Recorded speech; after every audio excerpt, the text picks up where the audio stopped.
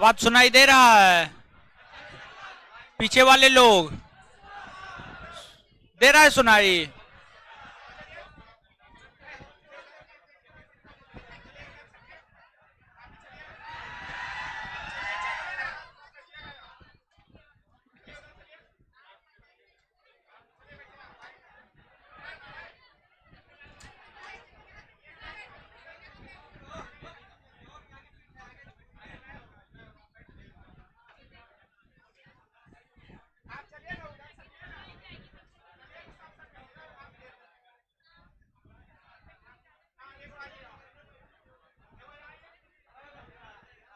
अरे वो बेंच खाली करवाइए, ठीक है। हाँ, वो बेंच पे लास्ट में आकर के वो सब बैठा है, सब अभी आगे बैठा है सब।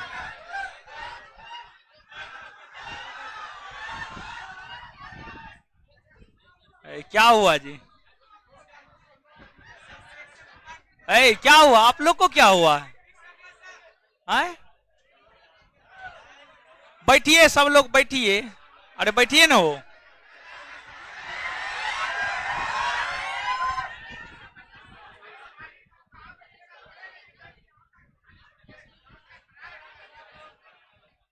खाली कर दीजिए उसको, कहाँ बैठे।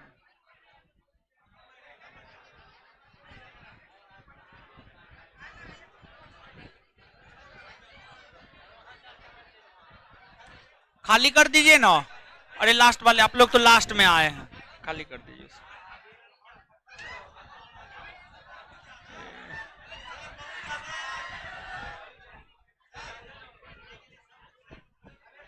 चलिए शांति बनाइए अब। है बैठिए, हो बैठिए ना।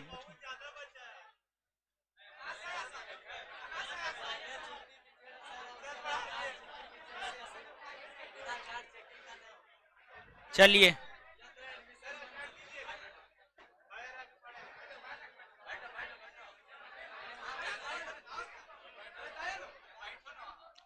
रुकिए। है हेलो, बैठिए ना, बैठिए बैठिए।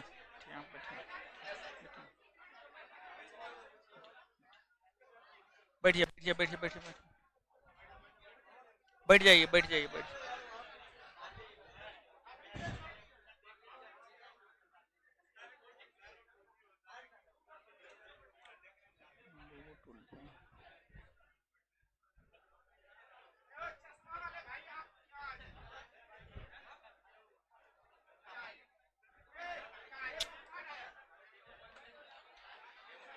बाप रे। चलिए, क्या हाल है ऑनलाइन वाले भाई लोग? आप लोग तब तक झगड़ा कीजिए, हम ऑनलाइन वाला सबसे बतियाते हैं। रामनवमी है, आगे नहीं हो? रामनवमी है, कब है रामनवमी?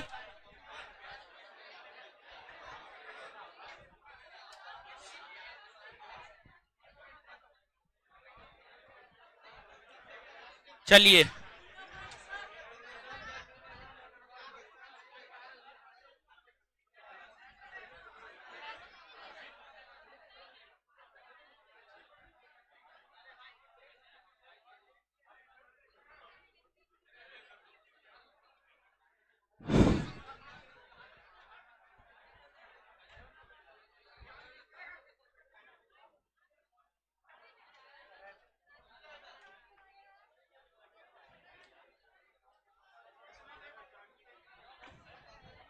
है, इस पर बैठाइए ना, 5 गो है, 6 गो है। अरे इस पे बैठिए, इस पे बैठिए ना, इस पे बैठिए। है चलिए उधर, चलिए हो, चलिए उधर बैठने दीजिए।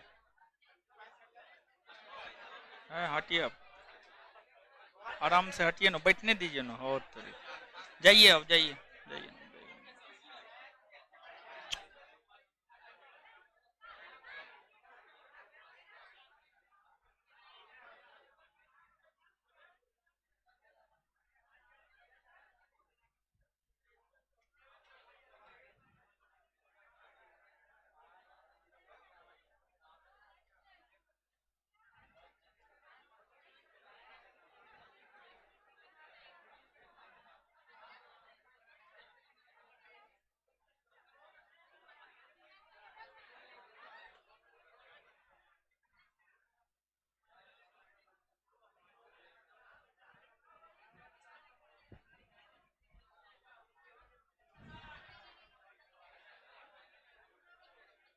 चलिए।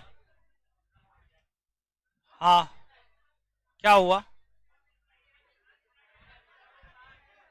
किसका हाथ छिला गया? क्या हुआ? हाँ, छिला गया। हाँ ठीक है, बैठिए ना, बैठिए ना। अरे बैठिए ना, बैठिए ना, बैठिए ना। अरे बैठिए ना आप लोग। है तो ठीक है। क्या क्या हुआ? हाँ देख लिए, देख लिए। उसका ट्रीटमेंट क्लास के बाद करवा देंगे। ठीक है, बहुत ज्यादा कुछ नहीं हुआ, उसका ट्रीटमेंट हो जाएगा। ठीक है, आप लोग अपने में नहीं इधर उधर किए हैं, हम तो नहीं जाकर के छील दिए। ठीक है, बैठिए बैठिए बैठिए बैठिए। देखिए हुआ क्या, आज पहला वाला बैच जो है ना लेट से छोड़े, समझे, तो वही सब चीज गड़बड़ कर दिया। ठीक है, बैठिए।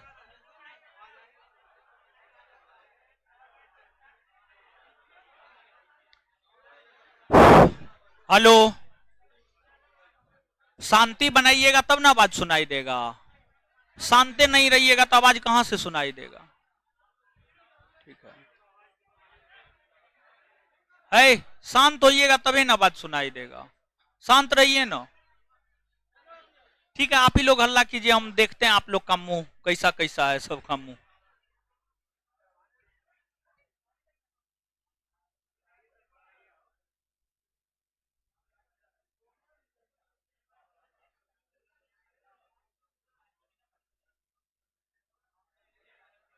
चलिए, हल्ला मत कीजिए। उसको प्राथमिक इलाज करवा दीजिएगा, महलम पट्टी करवा दीजिएगा उसको। ठीक है, ले जाइए उसको, महलम पट्टी करवा के लाइए। जाइए।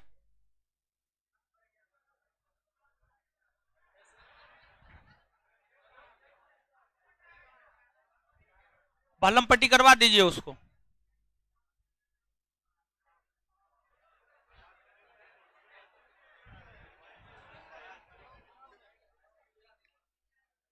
एगो टिटनस का सुइया दिलवा दीजिएगा। ठीक है, और दवाई दिलवा दीजिएगा। और जो है, अरे आप बैठिए ना, आप कहाँ जाइएगा, आप बैठिए ना। आप भी जाइएगा, आपको भी मलहम पट्टी करवाना है। चलिए जाइए, जाइए उसको लेके जाइए। गया उसको लेकर। हाँ जाइए, महलम पट्टी करवा देगा। टिटनस का सुई का जरूरत तो हमको नहीं लगता है। अरे दीवार में रग रहा है, कौन बड़का चीज हो गया बताइए। जवान जहान है, बताइए आप लोग तो, हे भगवान। चलिए अब सुनिए, अब आइए पढ़ते हैं।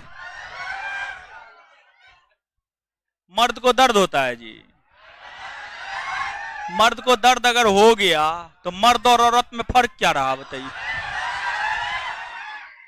वो भी अभी आप लोग जवान जहान है, 20 बरस 25 बरस उम्र है, अभी तो सब चीज को रोन दीजिएगा। आवाज थोड़ा बढ़ा दीजिएगा। है, पढ़िएगा कि नहीं पढ़िएगा? पढ़िएगा तो शांत होइए ना। ठीक है, आवाज बढ़ाना होगा। है, आवाज बढ़ाइए।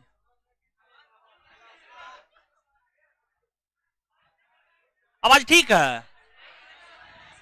अरे आप लोग शांत होइएगा तब ना सुनाई देगा। अरे शांत होइए ना।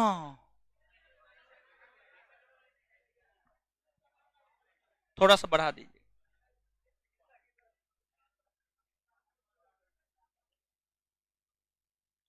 आज बेचे में थोड़ा लेट से छुट्टी हुआ।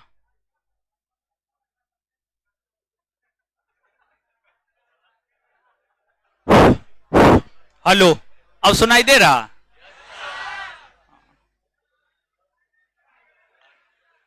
अरे सब चीज सुनाई देगा, दिखाई देगा, हर चीज देगा। शांत होइए, शांत। सीधा। चलिए, हेलो, चलिए अब आते हैं हम लोग। क्या पढ़ा रहे थे, थोड़ा सा दिखाइएगा कॉपी। हाँ, चलिए 2 4 5 को क्वेश्चन पूछे।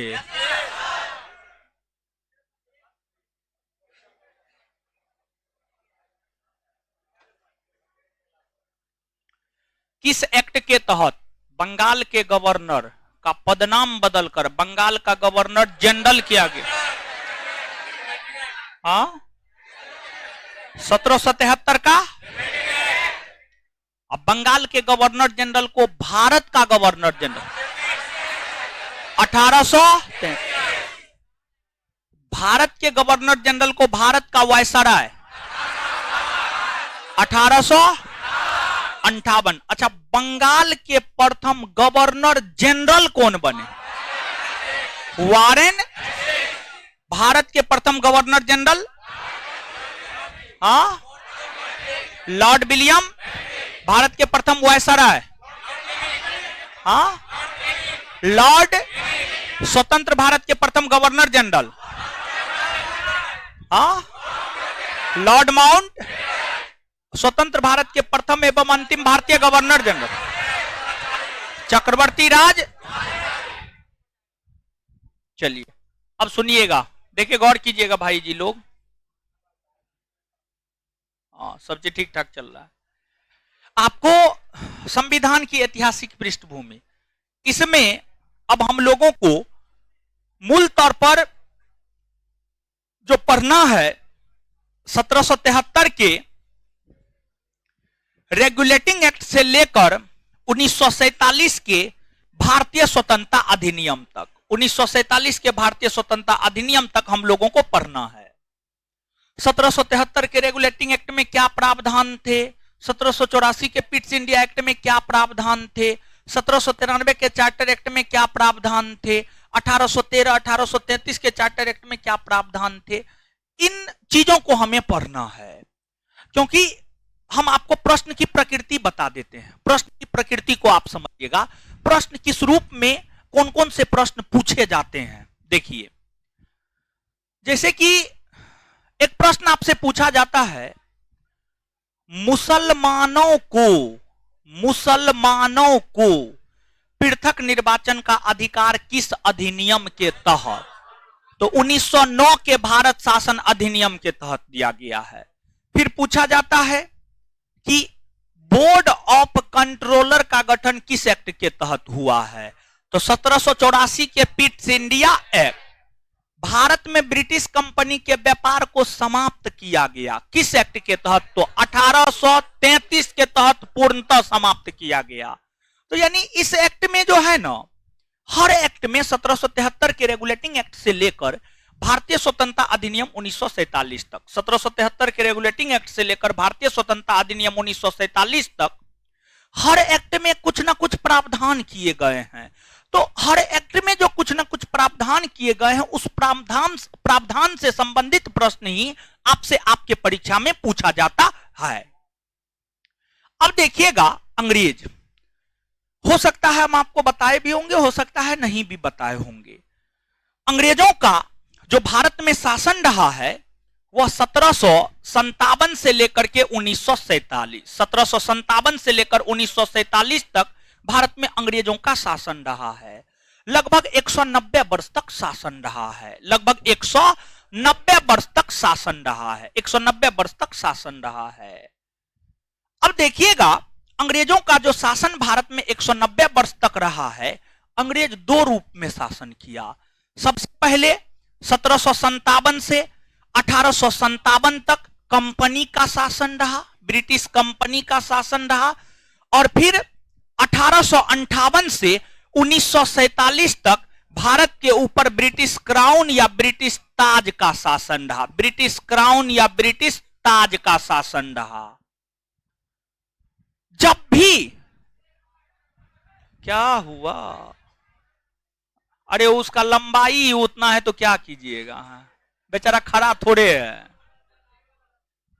ठीक है, अच्छा शांत होइए, सुनिए ना, सुनाई देगा, दिखाई भी देगा, रुकिए ना, शांत रहिए ना, हो थोड़ी, अरे सुनिए ना, सुनिए।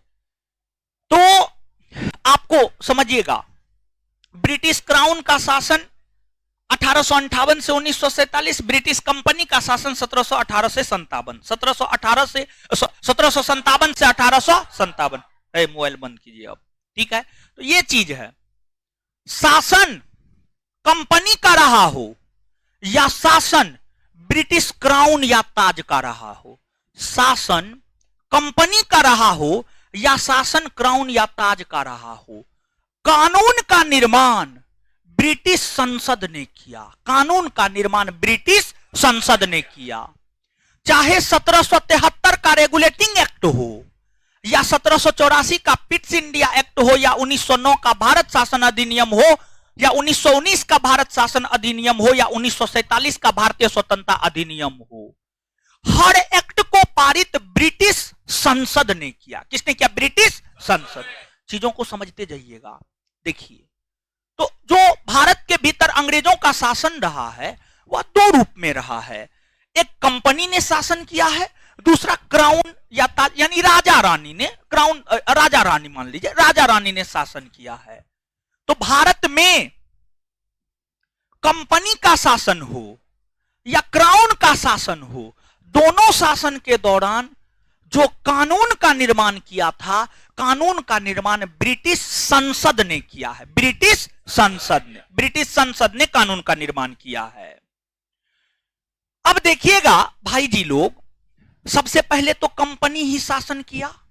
तो जो ब्रिटिश कंपनी भारत में शासन करना शुरू 1757 के पलासी युद्ध से किया, तो इस कंपनी को नियंत्रण में लाने के लिए, ब्रिटिश कंपनी को नियंत्रण में लाने के लिए ब्रिटिश संसद ने, ब्रिटिश कंपनी को ब्रिटिश संसद के नियंत्रण में लाने के लिए ब्रिटिश संसद ने 1773 ईस्वी में एक एक्ट पारित किया, जिसे 1773 का रेगुलेटिंग एक्ट कहा जाता है। 1773 का रेगुलेटिंग एक्ट कहा जाता है, रेगुलेटिंग एक्ट कहा जाता है। सीधा तौर पर आपसे आपके परीक्षा में पूछता है रेगुलेटिंग एक्ट कब पारित हुआ है, तो इसका सीधा सा आंसर होगा 1773। 1773। रेगुलेटिंग एक्ट का काफी महत्व है। जैसे समझिएगा, जीवन में, हर इंसान के जीवन में पहला प्यार का बहुत महत्व होता है। वैसे ही ब्रिटिश संसद ने ब्रिटिश कंपनी को अपने नियंत्रण में लाने के लिए पहला एक्ट पारित किया, जिसको हम लोग रेगुलेटिंग। यहां से इस रूप में भी प्रश्न पूछा जाता है। देखिए प्रश्न कैसे पूछा जाता है, इस रूप में भी पूछा जाता है, ब्रिटिश संसद ने कंपनी को नियंत्रण में रखने के लिए सर्वप्रथम कौन एक्ट पारित किया? ऑप्शन में regulating act, Pitt's India act, Morley Minto act, Montagu Chelmsford सुधार। तो क्या होगा इसका उत्तर? Regulating act. Regulating act. अब इस एक्ट की कई सारी विशेषताएं हैं। इस एक्ट में कई सारे प्रावधान किए गए। तो इस एक्ट में जो कई सारे प्रावधान किए गए हैं, अब हम लोग इस एक्ट के प्रावधान को समझते हैं। इस एक्ट में कहा गया कि कलकत्ता में, समझिए, इस एक्ट में कहा गया कि कलकत्ता में सुप्रीम कोर्ट का गठन किया जाएगा। कलकत्ता में एससी यानी सुप्रीम कोर्ट का गठन किया जाएगा। सुप्रीम कोर्ट का गठन किया जाएगा, इस एक्ट में कहा गया। और इस एक्ट के प्रावधानों के तहत ही कलकत्ता में सुप्रीम कोर्ट का गठन हुआ, और कलकत्ता में सुप्रीम कोर्ट का गठन 1774 में हुआ। जब कलकत्ता में सुप्रीम कोर्ट का गठन हुआ, तो उस सुप्रीम कोर्ट में टोटल 4 गो न्यायाधीश था। जैसे आज जो भारत का सुप्रीम कोर्ट है, आज भारत के सुप्रीम कोर्ट में टोटल 34 गो न्यायाधीश। क्या गो? 34। एगो मुख्य न्यायाधीश तथा 33 गो अन्य न्यायाधीश। एगो मुख्य न्यायाधीश तथा 33 गो अन्य न्यायाधीश। वैसे ही कलकत्ता के सुप्रीम कोर्ट में 4 न्यायाधीश, और जो 4 न्यायाधीश था उसमें एगो मुख्य न्यायाधीश, 3 गो अन्य न्यायाधीश। तो जो एगो मुख्य न्यायाधीश था, एक मुख्य न्यायाधीश था sir Elijah Impey. Sir Elijah Impey, sir Elijah Impey. वही 3 गो जो अन्य न्यायाधीश था, चैम्बर्स, लिमेस्टर और हाइड। चैम्बर्स, दूसरा लिमेस्टर, और तीसरा की बात हम करें तो हाइड। यही 3 गो अन्य न्यायाधीश था। सुप्रीम कोर्ट का गठन हुआ, न्यायाधीश की नियुक्ति हुई। कलकत्ता के सुप्रीम कोर्ट को बहुत सारे अधिकार दिए गए। कलकत्ता के सुप्रीम कोर्ट को बहुत सारे अधिकार दिए गए।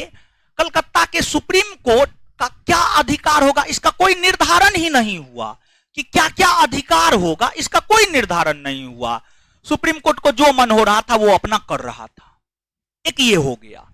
दूसरा, अगर आपको याद हो तो आप याद कीजिएगा तो आपको पता चलेगा, रेगुलेटिंग एक्ट 1773 के तहत ही बंगाल के जो गवर्नर थे, बंगाल के गवर्नर के कार्य अधिकार शक्ति में इजाफा किया गया और बंगाल के गवर्नर का पदनाम बदलकर बंगाल का गवर्नर जनरल किया गया। बंगाल का गवर्नर जनरल किया गया, गवर्नर जनरल किया गया। तो अब गौर कीजिएगा भाई लोग, एक तरफ सुप्रीम कोर्ट का गठन हो गया, सुप्रीम कोर्ट का क्या काम होगा इसका निर्धारण नहीं था। सुप्रीम कोर्ट का क्या काम होगा इसका निर्धारण नहीं किया गया। दूसरी तरफ बंगाल के गवर्नर के कार्य अधिकार शक्ति में इजाफा किया गया और बंगाल के गवर्नर को बंगाल का गवर्नर जनरल बनाया गया, बंगाल का गवर्नर जनरल बनाया गया। अब देखिएगा, जब बंगाल का गवर्नर गवर्नर जनरल बनाया गया तो इनके भी पावर को काफी बढ़ाया गया, इनके भी कार्य की सीमा का निर्धारण नहीं किया गया कि आपके काम की सीमा कहां तक है, निर्धारण नहीं किया गया, काम की सीमा का निर्धारण नहीं किया गया। तो अब होने क्या लगा, होने ये लगा कि कलकत्ता का सुप्रीम कोर्ट जो मन हो रहा था वो कर रहा था, क्योंकि काम का निर्धारण था नहीं, जो मन हो रहा था वही कर रहा था। अब बंगाल के गवर्नर जनरल के काम का भी निर्धारण नहीं था, उसको भी जो मन हो रहा था वो वही कर रहा था। मान लीजिए कि दोनों जो मन हो रहा था वही कर रहा था, तो टकराव होना तो स्वाभाविक है। तो दोनों में टकराव होने लगा, दोनों में टकराव होने लगा। और जब दोनों में टकराव होने लगा तो यह स्पष्ट हुआ कि यह काम का निर्धारण नहीं है, इसी वजह से ऐसा हुआ। लेकिन जो ब्रिटिश संसद था ना, ब्रिटिश संसद 1773 के रेगुलेटिंग एक्ट के माध्यम से यह प्रयास कर रहा था कि भारत में शासन प्रशासन को बेहतर बनाए। तो ब्रिटिश संसद भारत में शासन प्रशासन को बेहतर बनाने के लिए 1773 का रेगुलेटिंग एक्ट लाया, बेहतर बनाने के लिए 1773 का रेगुलेटिंग एक्ट आया। यानी ब्रिटिश संसद ने एक प्रयास किया कि भारत में शासन प्रशासन को बेहतर बनाया जाए, लेकिन उसमें ब्रिटिश संसद से भूल हो गई। भूल यह हो गई कि ना तो सुप्रीम कोर्ट के काम का निर्धारण किया और ना बंगाल के गवर्नर जनरल के कार्य अधिकार शक्ति का निर्धारण किया। तो भूल हो गई, प्रयास हुआ लेकिन भूल हो गई, जिस कारण सुप्रीम कोर्ट, कलकत्ता का सुप्रीम कोर्ट और बंगाल के गवर्नर जनरल आपस में लड़ने झगड़ने लगे। यही कारण है कि 1773 के रेगुलेटिंग एक्ट को प्रयास और भूल की संज्ञा दी जाती है। आपसे आपके परीक्षा में यह बात कई दफा पूछा गया है, निम्नलिखित में से कौन ऐसे एक्ट हैं जिसे प्रयास और भूल की संज्ञा दी जाती है? तो प्रयास और भूल की संज्ञा 1773 के रेगुलेटिंग एक्ट को दिया जाता है। अब पता तो चल गया क्या कमी रह गया। अब जब पता चल गया क्या कमी रह गया तो उस कमियों को दूर करने के लिए 1781 ईस्वी में एक एक्ट आया जिसे हम लोग 1781 का एक्ट ऑफ सेटलमेंट कहते हैं। Act of settlement, act of settlement, act of settlement कहते हैं। और इस एक्ट ऑफ सेटलमेंट के तहत कलकत्ता के सुप्रीम कोर्ट के काम का भी निर्धारण कर दिया गया कि आपका ये काम है। अब बंगाल के गवर्नर जनरल के भी काम का निर्धारण कर दिया गया कि आपका ये काम है। क्लियर है? तो ये चीज है। इसके अलावे 1773 के रेगुलेटिंग एक्ट के तहत मद्रास और मुंबई दोनों प्रेसिडेंसी को बंगाल प्रेसिडेंसी के अधीन कर दिया गया। तो 1773 के रेगुलेटिंग एक्ट के तहत मद्रास और मुंबई, देखिए ब्रिटिश शासन के दौरान, अंग्रेजी शासन के दौरान, जब अंग्रेजी शासन था भारत में, उस समय भारत में मूलतः तीन प्रमुख प्रेसिडेंसी नगर हुआ करता था। ऐसे तो बहुत सारा प्रेसिडेंसी था, लेकिन तीन महत्वपूर्ण प्रेसिडेंसी नगर हुआ करता था, और जो 3 महत्वपूर्ण प्रेसिडेंसी नगर था वह मद्रास, मुंबई और कोलकाता। मुंबई, मद्रास और कोलकाता। तो कलकत्ता, सॉरी, बंगाल प्रेसिडेंसी या कलकत्ता प्रेसिडेंसी, बंगाल प्रेसिडेंसी के अधीन मुंबई और मद्रास प्रेसिडेंसी को 1773 के रेगुलेटिंग एक्ट के तहत किया गया, तथा बंगाल प्रेसिडेंसी में गवर्नर जनरल के नेतृत्व में एक सरकार का गठन किया गया। बंगाल प्रेसिडेंसी में, इस एक्ट में यह भी प्रावधान था, 1773 के रेगुलेटिंग एक्ट में यह भी प्रावधान था कि बंगाल प्रेसिडेंसी में गवर्नर जनरल के नेतृत्व में एक सरकार का गठन किया जाएगा, जो सरकार बंगाल के लिए कानून का निर्माण करेगी, बंगाल के लिए कानून का निर्माण करेगी। और बंगाल प्रेसिडेंसी में जो सरकार का गठन हुआ था उसमें एगो गवर्नर जनरल तथा उसके परिषद में 4 गो सदस्य था, एगो गवर्नर जनरल तथा उसके परिषद में 4 गो सदस्य था। क्लियर है? ये तमाम प्रकार के प्रावधान 1773 के रेगुलेटिंग एक्ट में किया गया। और जब 1773 का रेगुलेटिंग एक्ट पारित हुआ था तो उस समय जो ब्रिटेन के प्रधानमंत्री थे वे आपको लॉर्ड नॉर्थ थे। Lord north. देखिए, हर एक्ट के पारित होने के समय प्रधानमंत्री कौन थे इस बात को याद रखना जरूरी नहीं है, लेकिन जो पहला एक्ट पारित हुआ और जो अंतिम एक्ट पारित हुआ उस समय प्रधानमंत्री कौन थे इसको निश्चित तौर पे याद रखना है। और दूसरी बात, कुछ महत्वपूर्ण, देखिए 1773 के रेगुलेटिंग एक्ट से लेकर के 1947 के भारतीय स्वतंत्रता अधिनियम तक हर एक्ट महत्वपूर्ण नहीं है, लेकिन कुछ एक्ट है जो बहुत महत्वपूर्ण है, जैसे 1909, 1919, 1935। ये तीनों बहुत महत्वपूर्ण है। और इस चैप्टर की हम बात करते हैं, इस चैप्टर में जानते हैं अगर आप 1909, 1919, 1935 भी पढ़ लेते हैं ना, अब बाद बाकी एक्ट नहीं भी पढ़ते हैं तो लगभग आपके परीक्षा में काम चल ही जाता है। बहुत रेयर केस में इन तीनों एक्ट के अलावा अन्य एक्ट से प्रश्न पूछा जाता है। ज्यादा संभावना यही होता है कि प्रश्न इन एक्टों से ही पूछे जाते हैं, क्योंकि महत्वपूर्ण प्रावधान जो हुए हैं, महत्वपूर्ण परिवर्तन जो हुए हैं, बदलाव जो हुए हैं, वह 1909, 1919 और 1935 के तहत ही हुआ है। क्लियर है? तो अब नीचे से आप लिखिएगा, हेडिंग मारिएगा,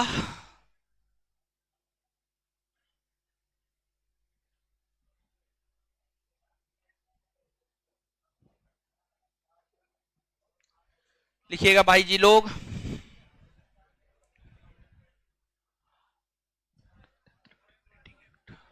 लिखिएगा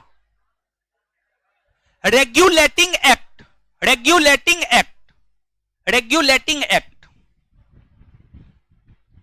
रेगुलेटिंग एक्ट। यह एक्ट 1773 में पारित हुआ है। यह एक्ट 1773 में पारित हुआ है। यह एक्ट 1773 में पारित हुआ है, पारित हुआ है। इस एक्ट के पारित होने के समय, उसी में कंटिन्यू कीजिएगा, इस एक्ट के पारित होने के समय, इस एक्ट के पारित होने के समय, पारित होने के समय, पारित होने के समय ब्रिटेन के प्रधानमंत्री, ब्रिटेन के प्रधानमंत्री लॉर्ड नॉर्थ थे, लॉर्ड नॉर्थ थे, लॉर्ड नॉर्थ थे, लॉर्ड नॉर्थ थे। इस एक्ट का काफी महत्व है, इस एक्ट का काफी महत्व है, क्योंकि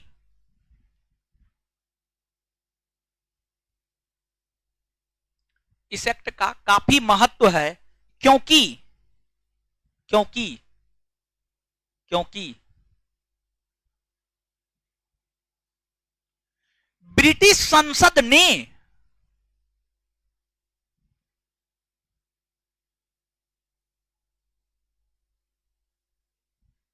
ब्रिटिश संसद ने ब्रिटिश कंपनी को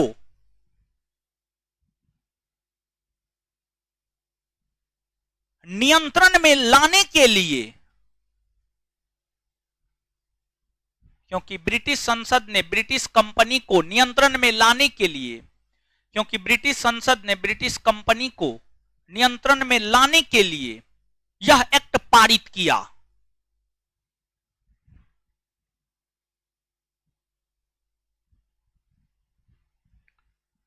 यह एक्ट पारित किया। इस एक्ट के प्रमुख प्रावधान, इस एक्ट के प्रमुख प्रावधान निम्न थे।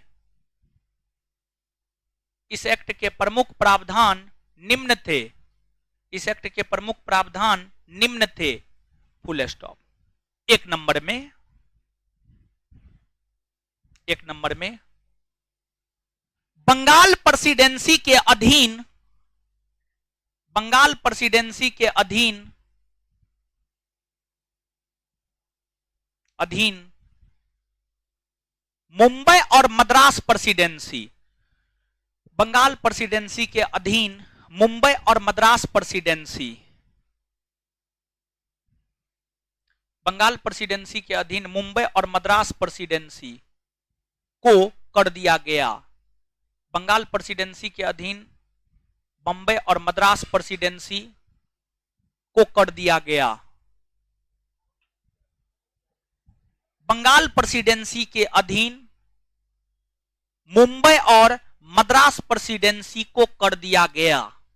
Full stop. दूसरा point,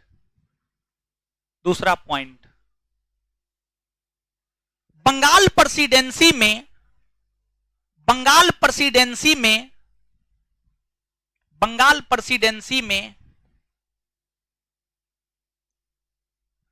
governor general, Bengal presidency में गवर्नर जनरल यानी और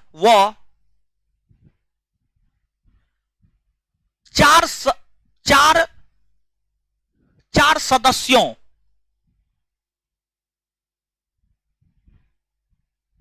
के नेतृत्व में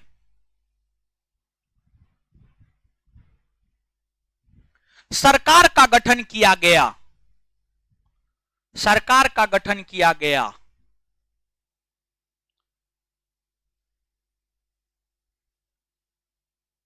आगे कोलकाता में, नेक्स्ट पॉइंट, अगला पॉइंट तीसरा, कोलकाता में सुप्रीम कोर्ट के गठन का प्रावधान किया गया। कोलकाता में सुप्रीम कोर्ट के गठन का प्रावधान किया गया। कोलकाता में सुप्रीम कोर्ट के गठन का प्रावधान किया गया। सुप्रीम कोर्ट के गठन का प्रावधान किया गया। उसी लाइन में लिखिएगा। इसी प्रावधान के तहत 1774 ईस्वी में, इसी प्रावधान के तहत 1774 ईस्वी में कोलकाता में सुप्रीम कोर्ट का गठन हुआ। 1774 ईस्वी में कोलकाता में सुप्रीम कोर्ट का गठन हुआ। कोलकाता में सुप्रीम कोर्ट का गठन हुआ, जिसके प्रथम मुख्य न्यायाधीश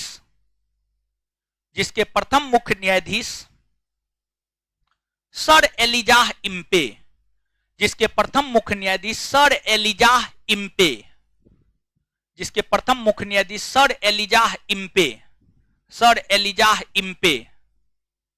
एलिजाह इम्पे बने थे।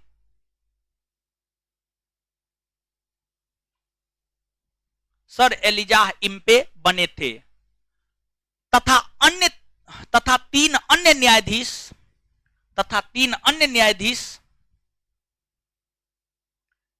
न्यायाधीश चैम्बर्स, लिमेस्टर और हाइड था। तथा तीन अन्य न्यायाधीश 3 अन्य न्यायाधीश चैम्बर्स, लिमेस्टर और हाइड था। चैम्बर्स, लिमेस्टर और हाइड था। चैम्बर्स, लिमेस्टर और हाइड था।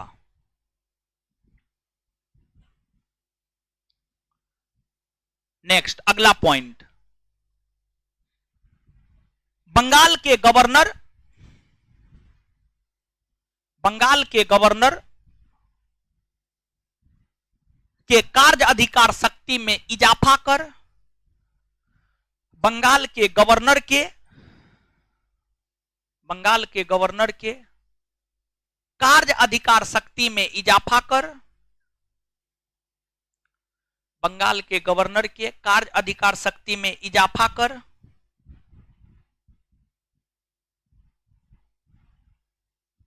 बंगाल का गवर्नर जनरल बना दिया गया। इजाफा कर बंगाल का गवर्नर जनरल बना दिया गया। बंगाल का गवर्नर जनरल बना दिया गया। इस एक्ट के तहत, इस एक्ट के तहत बंगाल के प्रथम गवर्नर जनरल, इस एक्ट के तहत बंगाल के प्रथम गवर्नर जनरल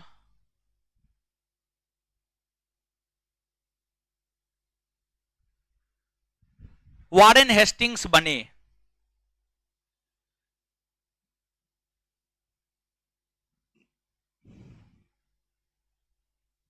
नेक्स्ट पॉइंट, अगला पॉइंट, अगला पॉइंट, इस एक्ट को प्रयास और भूल की संज्ञा दी जाती है।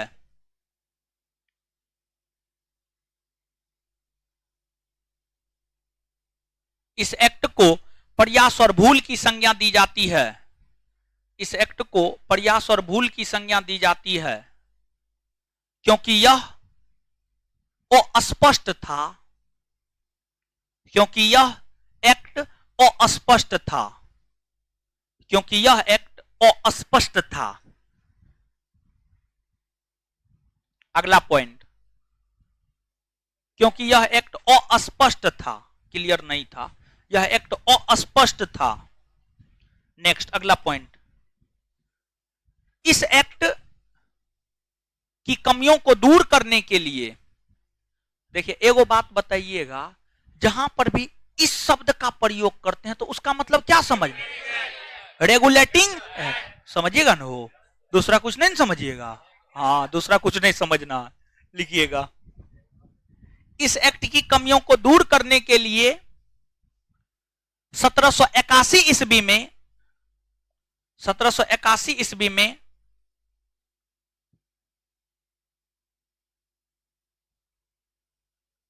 एक्ट ऑफ सेटलमेंट लाया गया। 1781 ईस्वी में एक्ट ऑफ सेटलमेंट लाया गया। 1781 ईस्वी में एक्ट ऑफ सेटलमेंट लाया गया। एक्ट ऑफ सेटलमेंट लाया गया जिसके तहत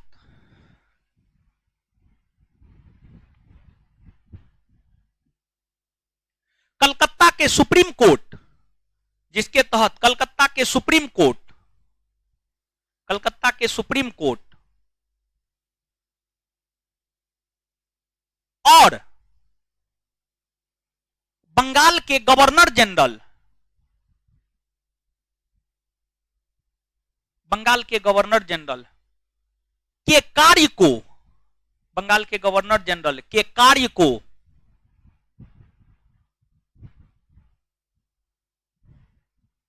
परिभाषित कर दिया गया। परिभाषित कर दिया गया।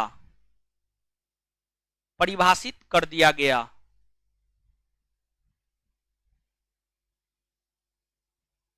चलिए अब समझते हैं। 1 मिनट में भाई जी लोग उसको पढ़ लीजिए, तो 1 मिनट में, बस 1 मिनट में उसको पढ़ लीजिए। क्लास में जितना पढ़ाएंगे क्लास में याद होना चाहिए। घर पे मेहनत नहीं करना है ज्यादा, थोड़ा बहुत देख लेना है।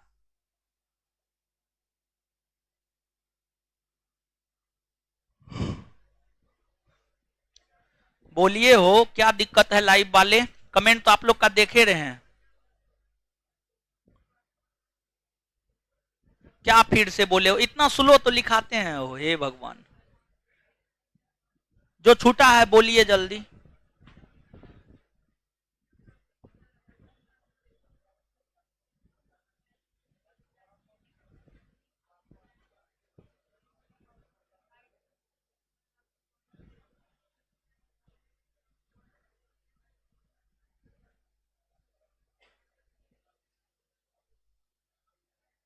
चलिए,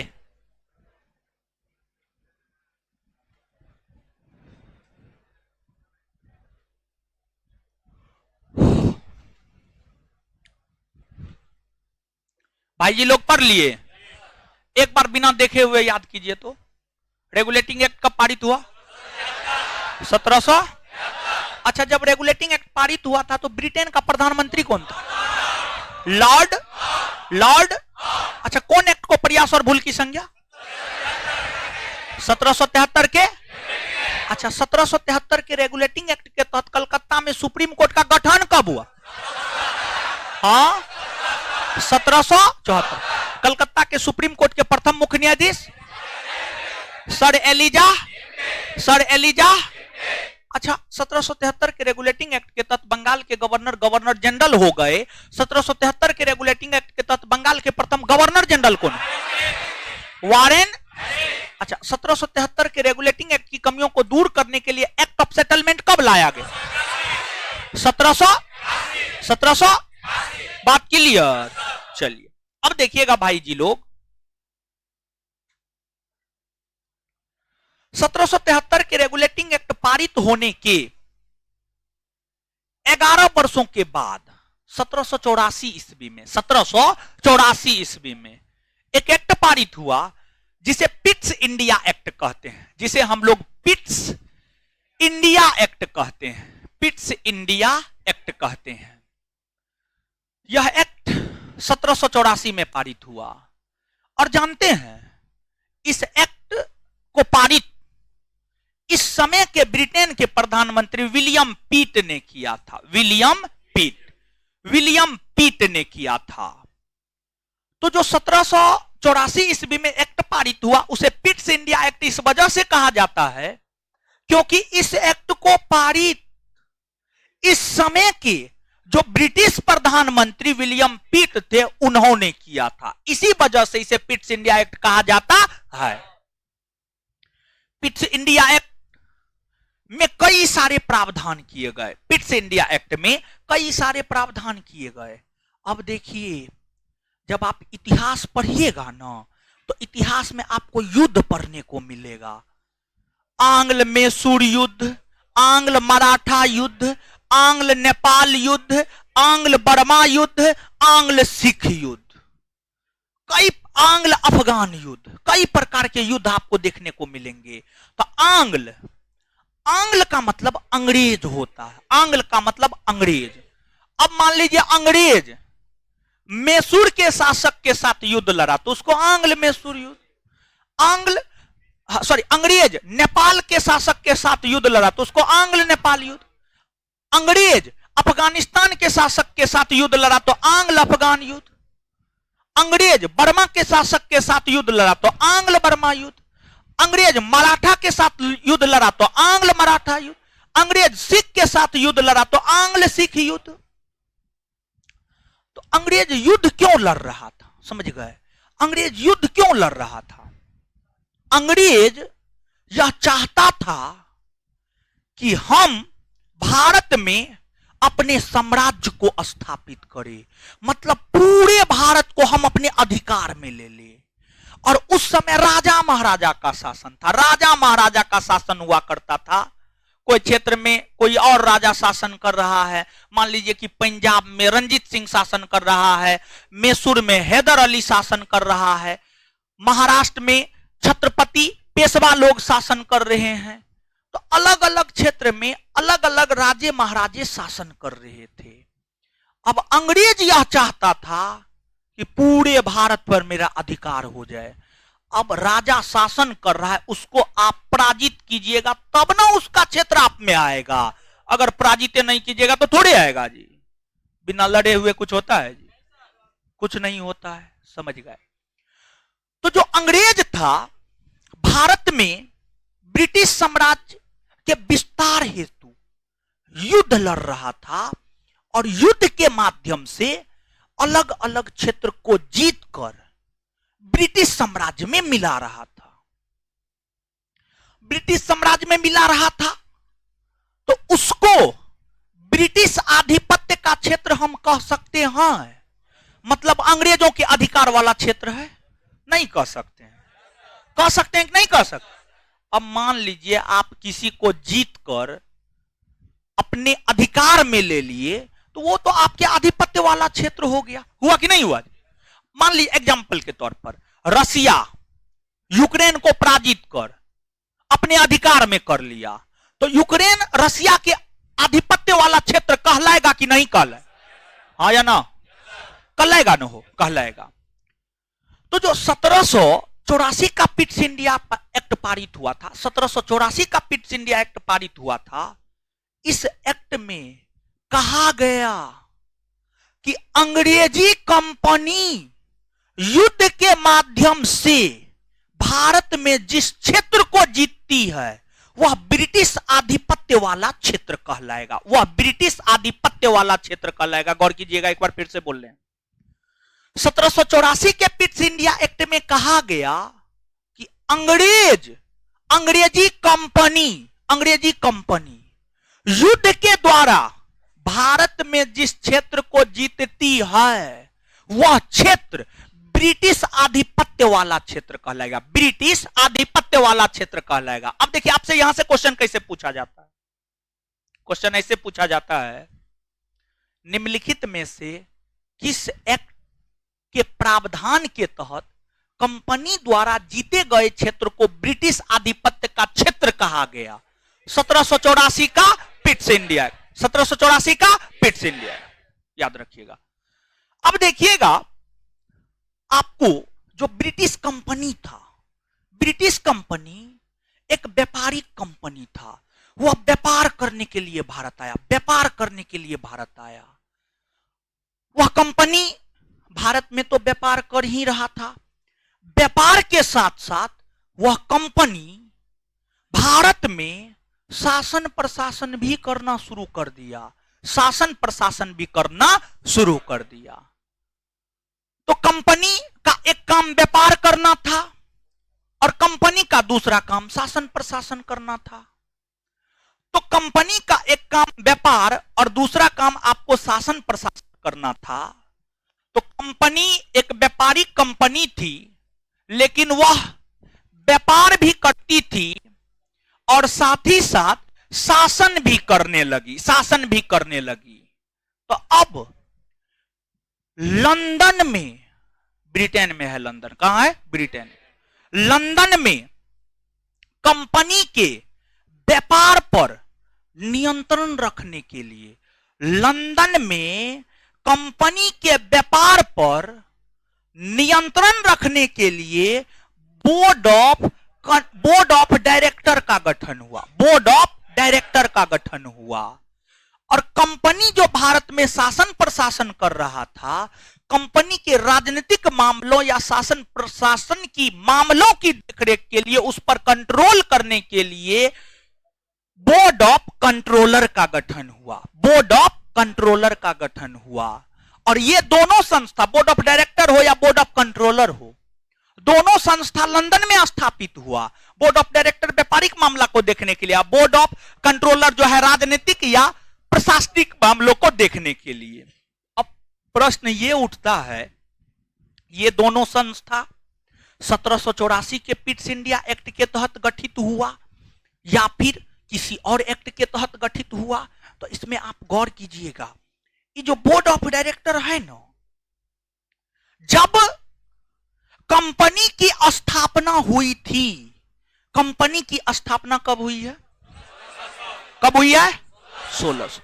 तो कंपनी की स्थापना 1600 ईस्वी में ही हुई है।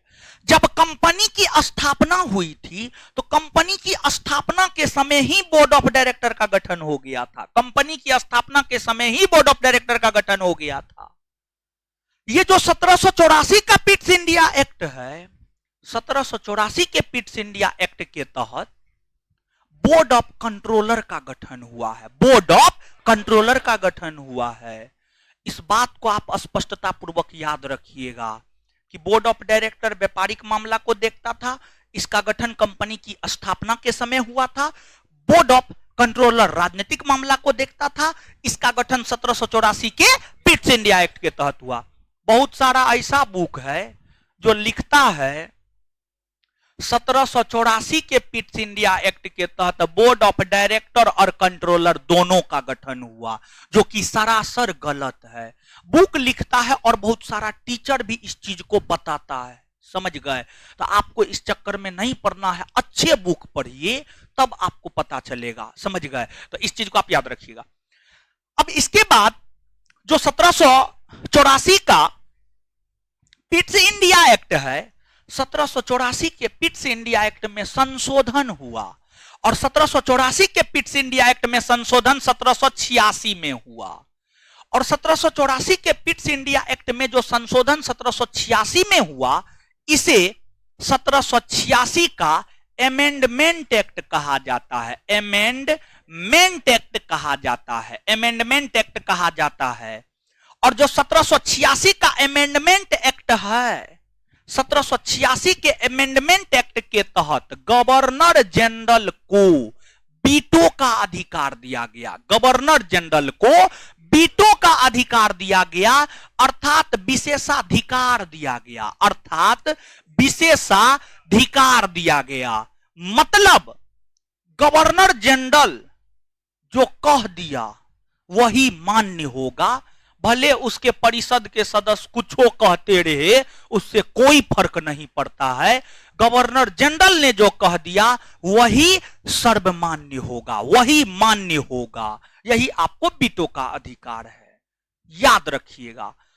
अब 1784 के पिट्स इंडिया एक्ट पारित होने के लगभग 9 वर्षों के बाद 1793 ईस्वी में एक एक्ट पारित हुआ, जिसे 1793 का चार्टर एक्ट कहते हैं। 1793 का चार्टर एक्ट कहते हैं। अब जो 1793 का चार्टर एक्ट है, गौर कीजिएगा भाई जी लोग, जो ब्रिटिश ईस्ट इंडिया कंपनी है, ब्रिटिश ईस्ट इंडिया कंपनी है, कंपनी की जब स्थापना हुई ना 1600 ईस्वी में, तो ब्रिटेन की महारानी एलिजाबेथ प्रथम थी, एलिजाबेथ प्रथम। और जो एलिजाबेथ प्रथम है ना, इस कंपनी को मात्र 15 वर्षों के लिए व्यापार करने का एकाधिकार दिया। एकाधिकार, देखिए एकाधिकार का मतलब क्या होता है जानते हैं? एकाधिकार, एक प्लस अधिकार। अगर किसी चीज पर एक ही व्यक्ति का अधिकार है, वही एकाधिकार है। अगर किसी चीज पर एक ही व्यक्ति का अधिकार है, तो वही एकाधिकार है। जैसे पत्नी पर पति का एकाधिकार होता है और पति पर पत्नी का एकाधिकार होता है, समझ गए? तो अब देखिएगा, ब्रिटिश ईस्ट इंडिया कंपनी की स्थापना जब 1600 ईस्वी में हुई थी, तो महारानी एलिजाबेथ प्रथम थी। एलिजाबेथ प्रथम कंपनी को मात्र 15 वर्षों के लिए व्यापार करने का एकाधिकार दिया, मात्र 15 वर्ष। लेकिन एलिजाबेथ प्रथम के बाद ब्रिटेन के अगले राजा बने जेम्स प्रथम। जेम्स प्रथम ने कंपनी को अनिश्चितकालीन व्यापारिक एकाधिकार दिया। मतलब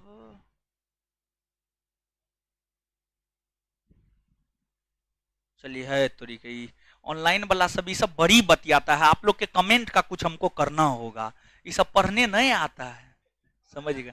ये सब दूसरे दुनिया में रहता है।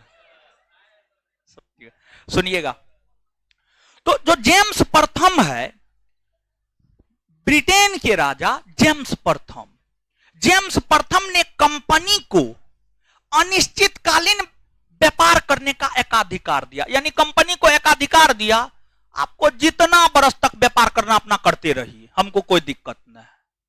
तो कंपनी को अनिश्चितकालीन व्यापारिक एकाधिकार प्राप्त हुआ, कंपनी अपना व्यापार करने लगा।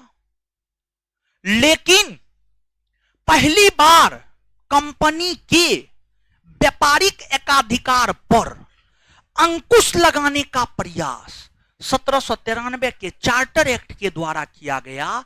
और इस एक्ट में कहा गया कि कंपनी को अगले 20 वर्षों के लिए व्यापार करने का एकाधिकार प्राप्त है।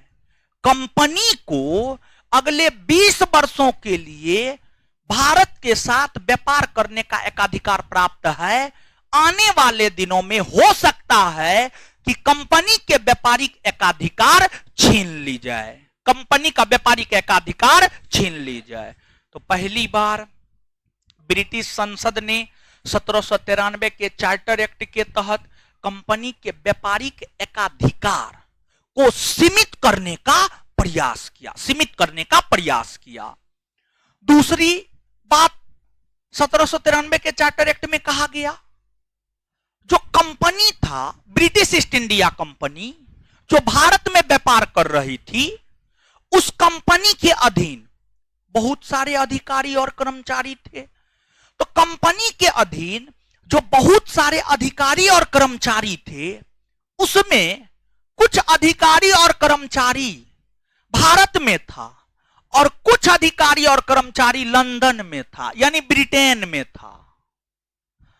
तो 1793 के चार्टर एक्ट में कहा गया कि कंपनी के अधीन कर्मचारी लंदन में रहे या भारत में रहे, उनको वेतन भारतीय राजस्व से दिया जाएगा, उनको वेतन भारतीय राजस्व से दिया जाएगा। कहीं भी रहेगा उनको वेतन भारत से ही दिया जाएगा। यह बात 1793 के चार्टर एक्ट में कही गई। 1793 के चार्टर एक्ट पारित होने के 20 वर्षों के बाद 1793 प्लस 20 कीजिएगा तो 1813, 1793 10, 1803, 1803 10, 1813। तो 1793 के चार्टर एक्ट पारित होने के 20 वर्षों के बाद 1813 ईस्वी में एक एक्ट पारित हुआ जिसे 1813 का चार्टर एक्ट कहा जाता है। 1813 के चार्टर एक्ट की कई सारी विशेषताएं हैं, तो इसके विशेषता को देखेंगे, लेकिन उससे पहले लिखिएगा फटाक से, हेडिंग मारिएगा, Pitt's India act, Pitt's India act, Pitt's India act, Pitt's India act. यह एक्ट 1784 ईस्वी में, यह एक्ट 1784 ईस्वी में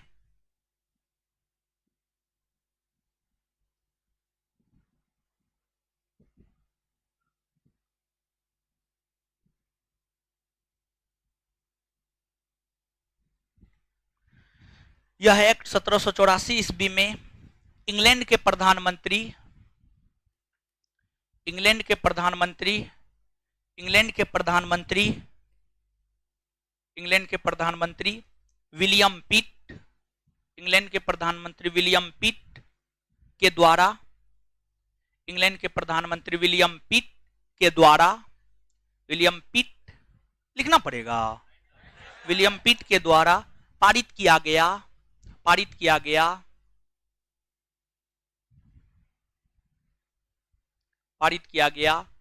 जिस कारण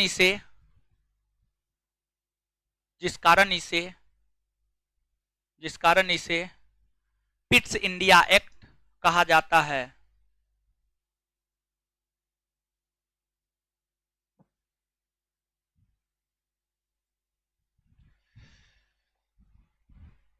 इस एक्ट के प्रमुख प्रावधान निम्न थे।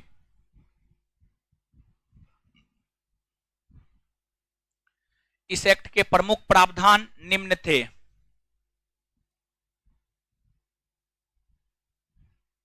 एक नंबर में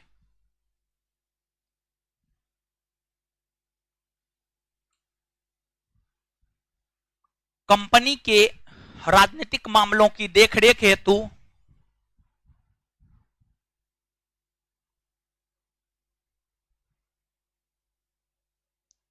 कंपनी के राजनीतिक मामलों की देखरेख हेतु राजनीतिक मामलों की देखरेख हेतु लंदन में बोर्ड ऑफ कंट्रोलर का गठन किया गया। लंदन में बोर्ड ऑफ कंट्रोलर का गठन किया गया। लंदन में बोर्ड ऑफ कंट्रोलर का गठन किया गया।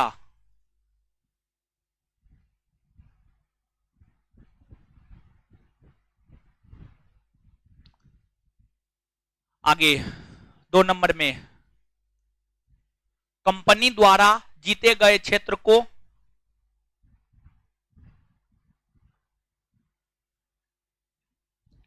कंपनी द्वारा जीते गए क्षेत्र को ब्रिटिश आधिपत्य कंपनी द्वारा जीते गए क्षेत्र को ब्रिटिश आधिपत्य कंपनी द्वारा जीते गए क्षेत्र को ब्रिटिश आधिपत्य के क्षेत्र का दर्जा दिया गया। ब्रिटिश आधिपत्य के क्षेत्र का दर्जा दिया गया। ब्रिटिश आधिपत्य के क्षेत्र का दर्जा दिया गया। ब्रिटिश आधिपत्य के क्षेत्र का दर्जा दिया गया। आगे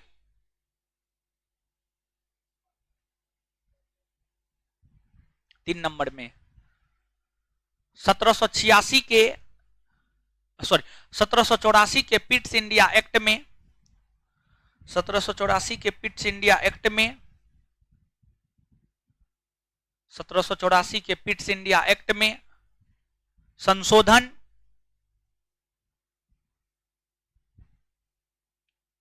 1784 के पिट्स इंडिया एक्ट में संशोधन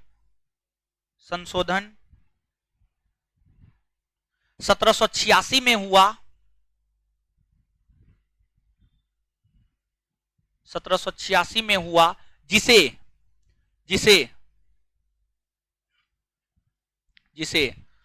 1786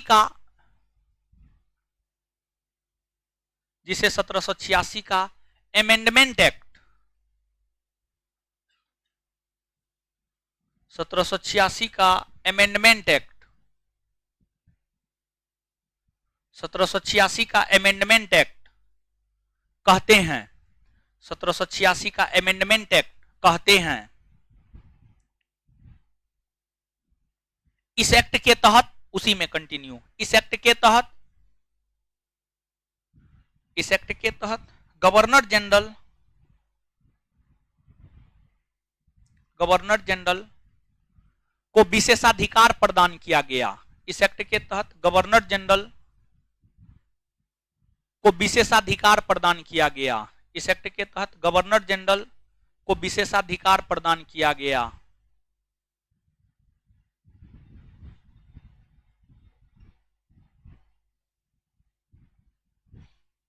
आगे हेडिंग मारिएगा 1793 का चार्टर एक्ट 1793 का चार्टर एक्ट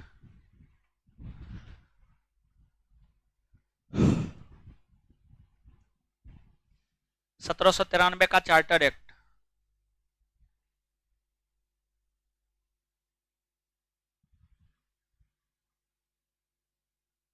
एक नंबर में इस एक्ट में यह प्रावधान किया गया कि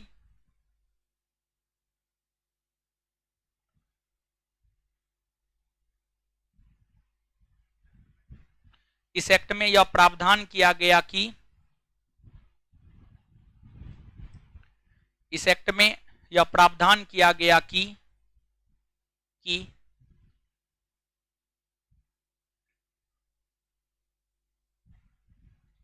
यह प्रावधान किया गया कि कंपनी को अगले 20 वर्षों तक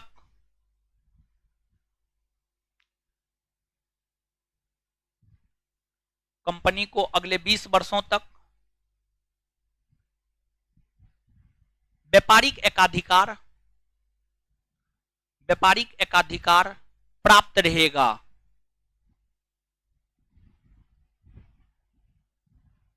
व्यापारिक एकाधिकार प्राप्त रहेगा। व्यापारिक एकाधिकार प्राप्त रहेगा। Full stop. उसी में कंटिन्यू कीजिएगा। कंपनी की स्थापना के समय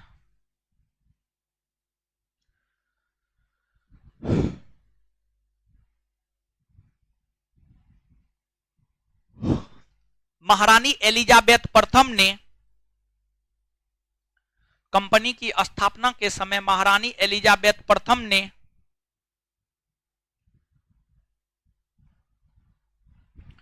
कंपनी की स्थापना के समय महारानी एलिजाबेथ प्रथम ने कंपनी को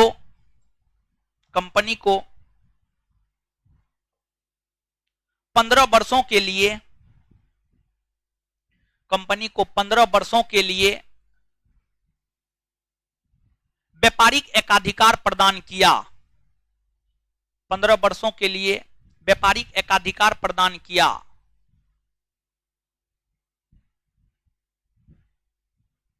लेकिन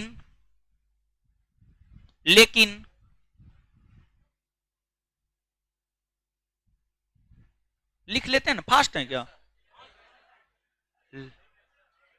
ठीक है ना? लेकिन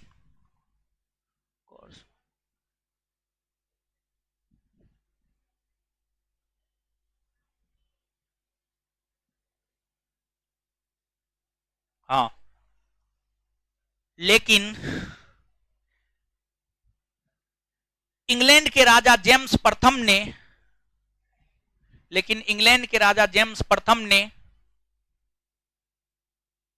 कंपनी को इंग्लैंड के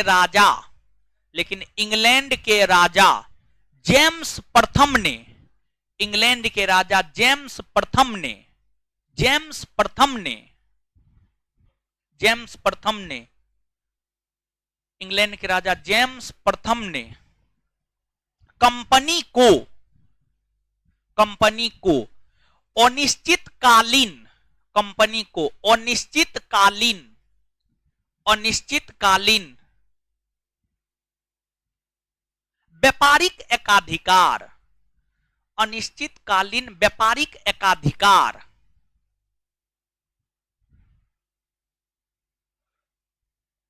अनिश्चितकालीन व्यापारिक एकाधिकार प्रदान किया।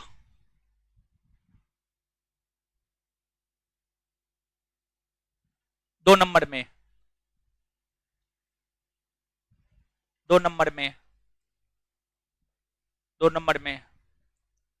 कंपनी के अधीन अधिकारी और कर्मचारियों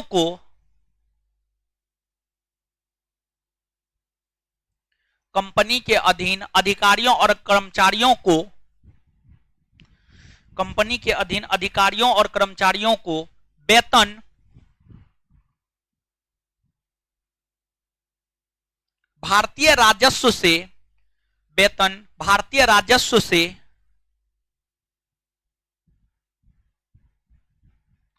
दिए जाने का प्रावधान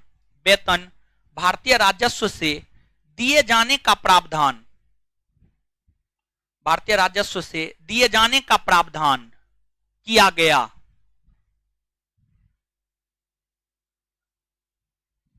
भारतीय राजस्व से दिए जाने का प्रावधान किया गया। चलिए अब आगे हेडिंग मारिएगा 1813 का चार्टर एक्ट। 1813 का चार्टर एक्ट। अच्छा बताइएगा तो, अच्छा 1 मिनट इसको पढ़ लीजिए तो आप लोग 1 मिनट में पढ़ लीजिए तो इसको 1 मिनट में पढ़ लीजिए, 1 मिनट में पढ़ लीजिए, फिर पूछेंगे तो फिर आगे बताएंगे।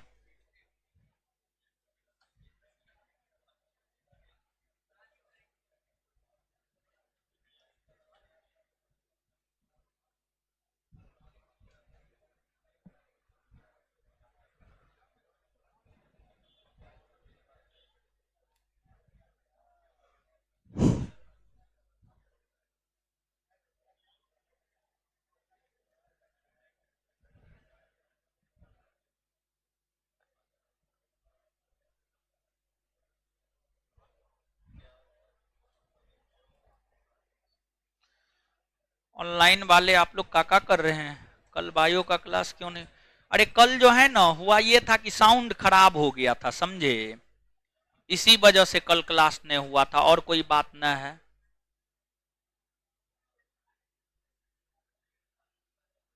आ जाइए पटना, कोई दिक्कत नहीं है।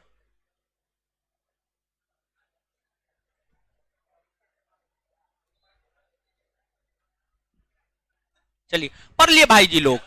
अच्छा, एक आध को जो महत्वपूर्ण पॉइंट है पूछे, बताइएगा। पिट्स इंडिया एक्ट कब पारित हुआ? अच्छा, पिट्स इंडिया एक्ट 1784 में संशोधन कब हुआ है? 1700। गवर्नर जनरल को बीटो का अधिकार किस एक्ट के तहत? 1786 के अमेंडमेंट एक्ट। 1786 के अमेंडमेंट एक्ट। यहां पर ध्यान में रखिएगा, ये नहीं 1784 का पिट्स इंडिया एक्ट कह दीजिएगा। तो गवर्नर जनरल को बीटो का अधिकार किस एक्ट के तहत? 1786 का अमेंडमेंट। अच्छा, कंपनी की स्थापना के समय कंपनी को एलिजाबेथ ने कितने वर्षों के लिए अच्छा, कंपनी को अनिश्चितकालीन व्यापारिक एकाधिकार किसने? जेम्स। चलिए अब आइएगा भाई जी लोग।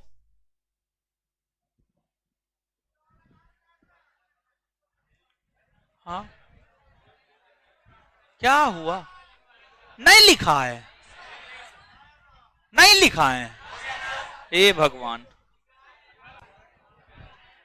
नहीं लिखा है। अच्छा, कोई दिक्कत ना है, आगे क्वेश्चन करवाएंगे ना तो याद दिला दीजिएगा, वहां लिखा देंगे, क्या टेंशन है। अभी चैप्टर खत्म थोड़े हुआ है, ठीक है। नहीं तो कहीं पर भी लिख लीजिए ना, लिखवा दिए हैं। दीजिए कॉपी दीजिए। आप लोग कोई बोलते हैं लिखवाए हैं, कोई बोलते नहीं लिख।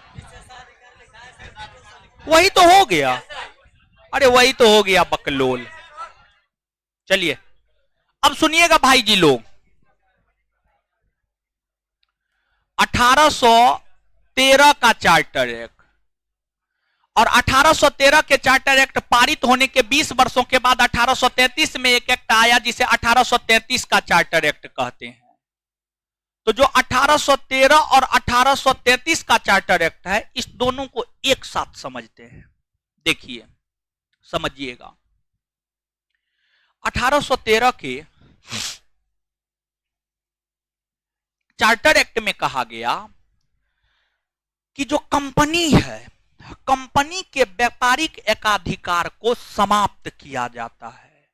कंपनी के व्यापारिक एकाधिकार को समाप्त किया जाता है, समाप्त किया जाता है। लेकिन कंपनी चाहे तो व्यापार कर सकती है, व्यापार कर सकती है, व्यापार कर सकती है, व्यापार कर सकती है।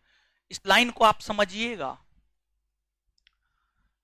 व्यापारिक एकाधिकार को समाप्त किया जाता है लेकिन कंपनी चाहे तो व्यापार कर सकती है। मतलब जैसे कि भारत में मान लीजिए टेलीकॉम सेक्टर में बीएसएनएल है, रिलायंस है, जियो है, एयरटेल है, वोडाफोन है, हर कंपनी है। अब मान लीजिए कि भारत सरकार यानी मोदी सरकार, हमारे मोदी जी प्रधानमंत्री, मोदी जी के परम मित्र अंबानी, जियो कंपनी के मालिक अंबानी, मुकेश अंबानी, समझ गए, और उन्हीं का कंपनी है जियो। मोदी जी कहे सब टेलीकॉम कंपनी को बंद करो, जो बीएसएनएल है, एयरटेल है, सबको बंद करो, सबको बंद करो, सिर्फ जियो चलेगा, सिर्फ जियो, दूसरा कोई नहीं चलेगा। सिर्फ जियो को टेलीकॉम क्षेत्र में अधिकार दिया गया, सिर्फ जियो ही रहेगा। मतलब जियो को एकाधिकार हो गया। लेकिन वही मोदी जी कहे कि जियो भी रहेगा, एयरटेल भी रहेगा, वोडाफोन भी रहेगा, सब रहेगा। मतलब सब व्यापार कीजिए, ठीक है, समझ गए, सब व्यापार कीजिए, मतलब अधिकार है कि आप कर सकते हैं। लेकिन सिर्फ एगो जियो को दे देगा तो फिर उसका एकाधिकार हो गया, यानी एक व्यक्ति का अधिकार, सीधा समझिए ना। तो अब देखिएगा और भी समझिएगा। ब्रिटेन, क्या ब्रिटेन के भीतर एकमात्र ब्रिटिश ईस्ट इंडिया कंपनी ही था? ऐसा नहीं था। ब्रिटेन के भीतर ब्रिटिश ईस्ट इंडिया कंपनी जैसी हजारों कंपनियां थी, हजारों कंपनियां थी, लेकिन सिर्फ ब्रिटिश ईस्ट इंडिया कंपनी को ही भारत में व्यापार करने का अधिकार था। मतलब सिर्फ एक को था, मतलब उसको एकाधिकार था। तो जो सिर्फ ब्रिटिश ईस्ट इंडिया कंपनी को भारत के साथ व्यापार करने का एकाधिकार था, उसको समाप्त किया गया, ना कि उसके व्यापारिक अधिकार को समाप्त किया गया। मतलब कहा गया कि पहले से सिर्फ आप ही जो व्यापार करते थे, अब सिर्फ आप ही व्यापार नहीं कीजिएगा, ब्रिटेन की और भी कंपनियां आकर व्यापार कर सकती है। अब आपका मन है करने का कीजिए, और नहीं करने का मन है नहीं कीजिए। हम ब्रिटेन के सभी कंपनियों के लिए भारत का दरवाजा खोल रहे हैं, ब्रिटेन के सभी नगरवासियों के लिए हम भारत का दरवाजा खोल रहे हैं। तो यहां पर दो बात, ब्रिटिश ईस्ट इंडिया कंपनी के व्यापारिक एकाधिकार समाप्त हुए, तथा ब्रिटेन के सभी कंपनी, ब्रिटेन के सभी नागरिकों के लिए भारत के व्यापार का दरवाजा खोल दिया गया। अब ब्रिटेन का कोई भी व्यक्ति आकर भारत में व्यापार कर सकता था, ब्रिटेन का कोई भी कंपनी आकर भारत में व्यापार कर सकता था। यह चीज 1813 के चार्टर एक्ट में कहा गया। कुछ समझ में आया? आया ना हो?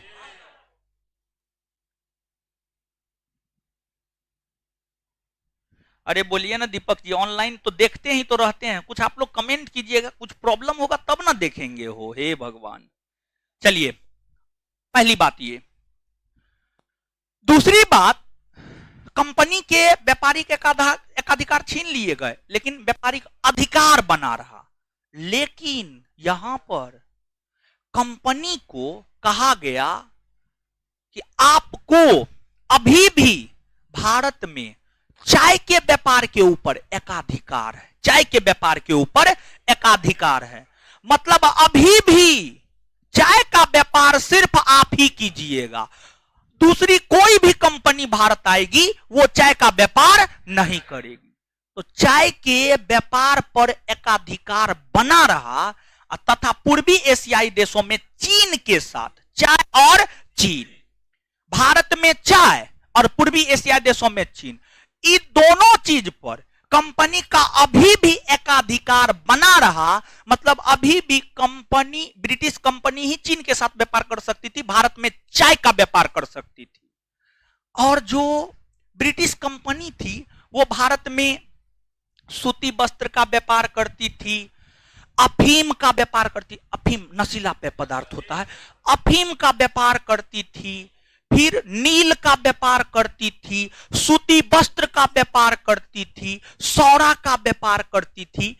ये तमाम प्रकार के वस्तुओं का व्यापार अंग्रेजी कंपनी भारत में किया करती थी। तो उसमें जो चाय है, चाय के ऊपर एकाधिकार अभी भी कंपनी का बना रहा। मतलब कंपनी का व्यापारिक एकाधिकार समाप्त हुआ, लेकिन वह पूर्णतः नहीं हुआ बल्कि आंशिक रूप से हुआ। पूर्णतः नहीं हुआ बल्कि आंशिक रूप से हुआ।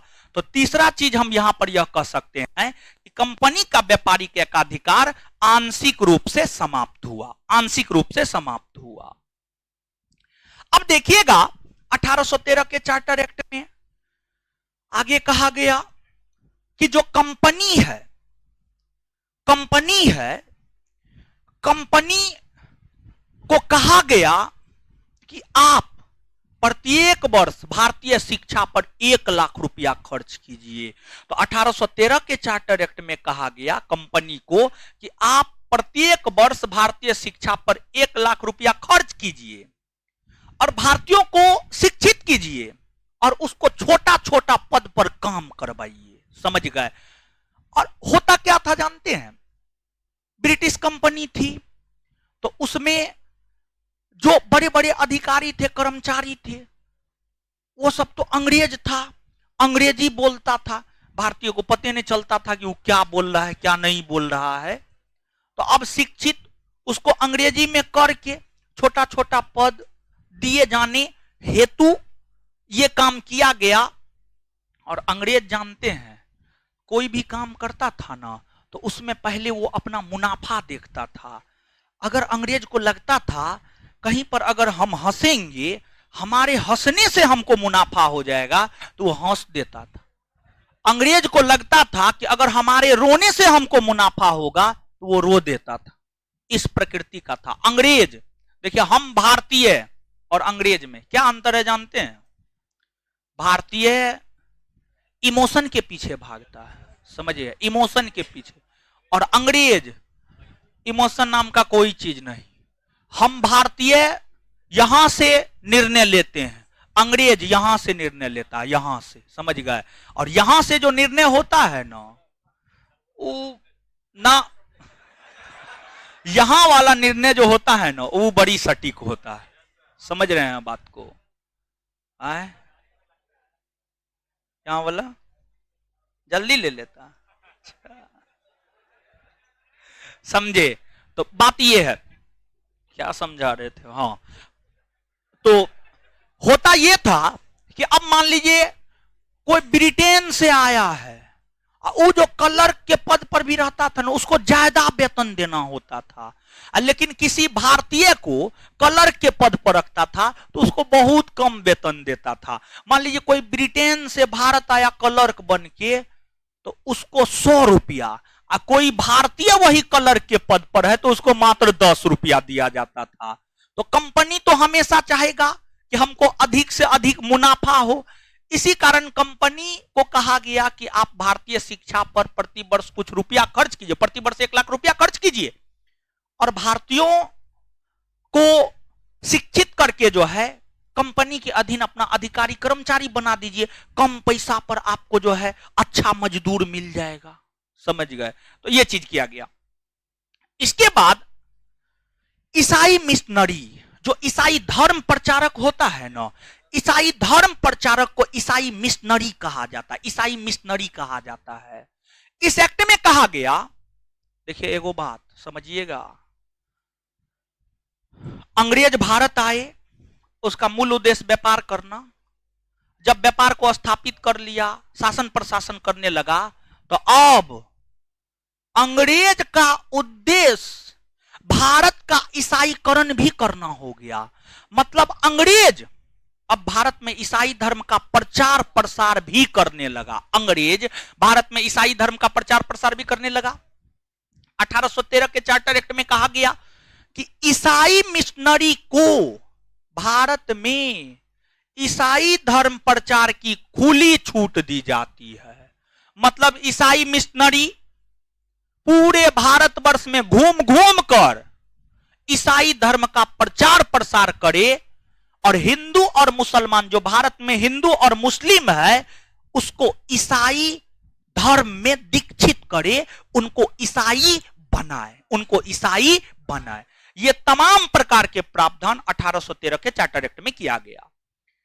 1813 के चार्टर एक्ट पारित होने के 20 वर्षों के बाद 1833 का चार्टर एक्ट आया। 1833 के चार्टर एक्ट के तहत कंपनी के व्यापारिक एकाधिकार को पूर्णतः समाप्त कर दिया, पूरी तरीका समाप्त कर दिया। और कहा गया कि अब चाय और चीन पर भी आपका एकाधिकार नहीं है, अब सब समाप्त हो गया। अब चीन में भी हर कोई ब्रिटेन के लोग जाकर व्यापार कर सकता है और चाय का व्यापार भी अब ब्रिटेन की हर कंपनी भारत में कर सकती है, ब्रिटेन की हर कंपनी भारत में कर सकती है। तो इस प्रकार से 1833 के चार्टर एक्ट के तहत कंपनी के व्यापारिक एकाधिकार को पूर्णतः समाप्त किया गया, पूरी तरीका से समाप्त कर दिया गया, पूरी तरीका से समाप्त कर दिया गया। अब कंपनी को प्रशासनिक कंपनी बना दिया गया, प्रशासनिक कंपनी बना दिया गया। मतलब अब कंपनी को कहा गया कि अब आपका काम है भारत में शासन प्रशासन को देखना। अब आप भारत में शासन प्रशासन को देखिए, शासन प्रशासन चलाइए।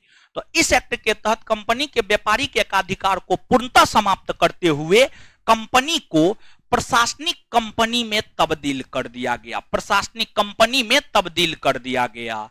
इसके बाद इस एक्ट की हम बात करें तो इस एक्ट के तहत बंगाल के गवर्नर जनरल को भारत का गवर्नर जनरल बनाया गया और इस एक्ट के तहत भारत के governor general Lord William Bentinck बने। लॉर्ड विलियम बेंटिक बने। कल के सेशन में भी इस बात की चर्चा किए थे कि नहीं किए थे? एकदम किए थे। इसके बाद इस एक्ट के तहत ही भारत में दास प्रथा को समाप्त करने की घोषणा की गई। इस एक्ट के तहत ही भारत में दास प्रथा को समाप्त करने की घोषणा की गई, लेकिन दास प्रथा समाप्त नहीं हो पाया। बाद में लॉर्ड एलन बरो ने 1843 ईस्वी में अधिनियम बनाकर दास प्रथा को समाप्त किया। तो दास प्रथा समाप्त 1843 के अधिनियम 5 के तहत हुआ है, लेकिन दास प्रथा को समाप्त करने का प्रयास 1833 के चार्टर एक्ट में किया गया। 1833 के चार्टर एक्ट में किया गया।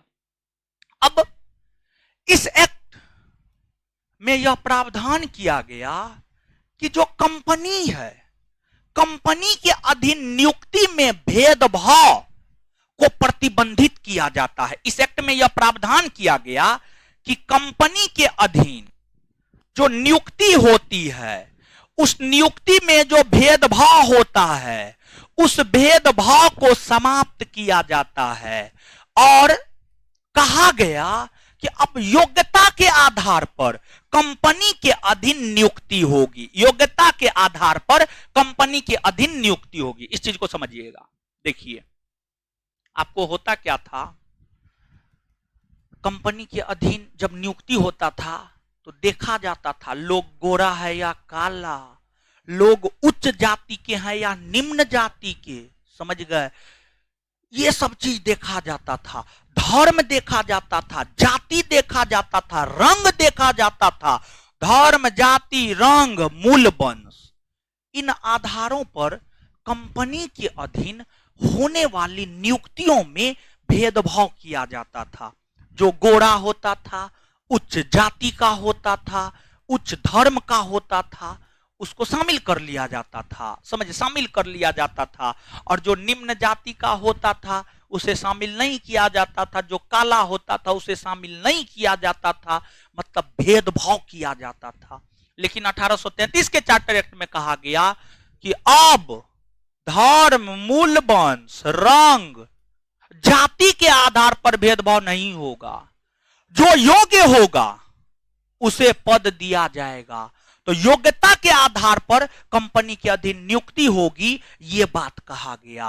और जब ये बात कहा गया ना, तो अब भारतीयों को मौका मिला कि भारतीय कंपनी के अधीन अधिकारी या कर्मचारी बन सके। तो इस एक्ट ने भारतीयों के लिए ब्रिटिश कंपनी का दरवाजा खोल दिया। ब्रिटिश कंपनी का दरवाजा खोल दिया कि अब भारतीय ब्रिटिश कंपनी के अधीन अधिकारी और कर्मचारी बन सकते हैं। याद रखिएगा, लिखिए जल्दी से।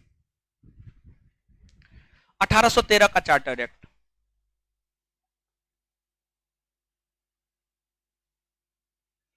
लिखिएगा। हाँ, 1813 का चार्टर एक्ट लिखिएगा। इस एक्ट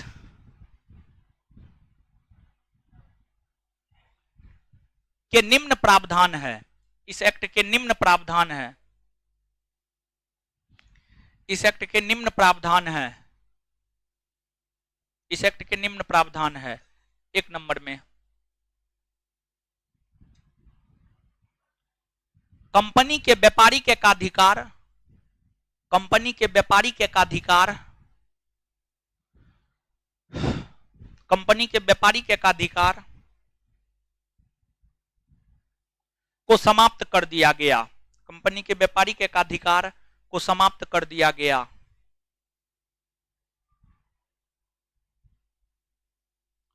आगे,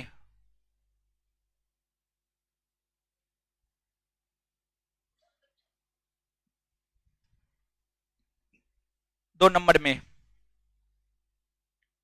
चाय, भारत में चाय, भारत में चाय, भारत में चाय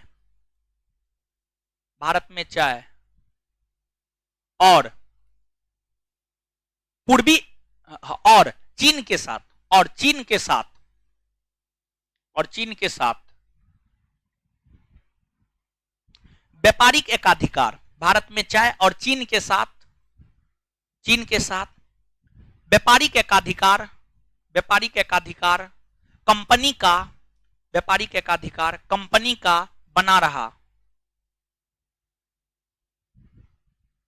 आगे, प्रत्येक वर्ष भारतीय शिक्षा पर 1 लाख रुपए खर्च किए जाएंगे। प्रत्येक वर्ष भारतीय शिक्षा पर 1 लाख रुपया खर्च किए जाएंगे। प्रत्येक वर्ष भारतीय शिक्षा पर 1 लाख रुपया खर्च किए जाएंगे। आगे,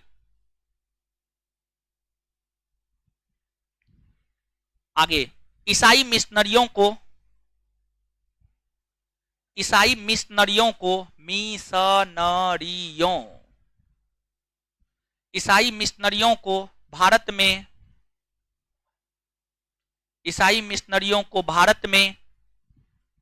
भारत में ईसाई धर्म प्रचार की, ईसाई मिशनरियों को भारत में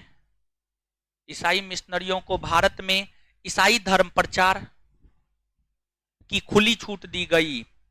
ईसाई मिशनरियों को भारत में ईसाई धर्म प्रचार की खुली छूट दी गई। ईसाई धर्म प्रचार की खुली छूट दी गई। आगे हेडिंग मारिएगा 1833 का चार्टर एक्ट।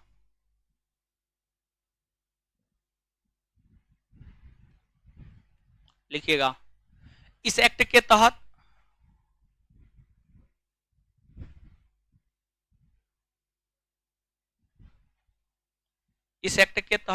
कंपनी के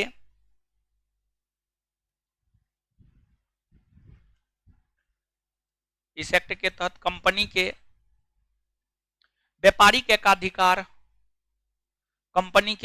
एकाधिकार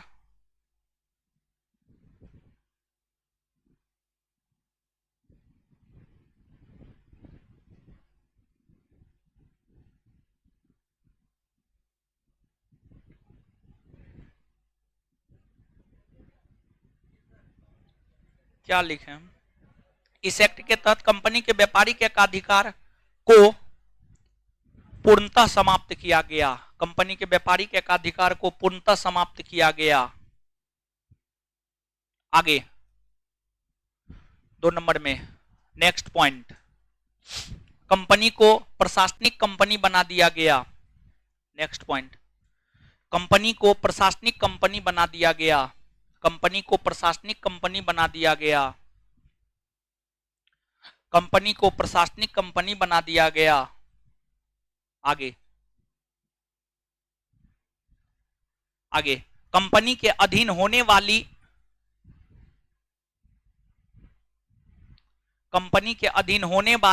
नियुक्तियों में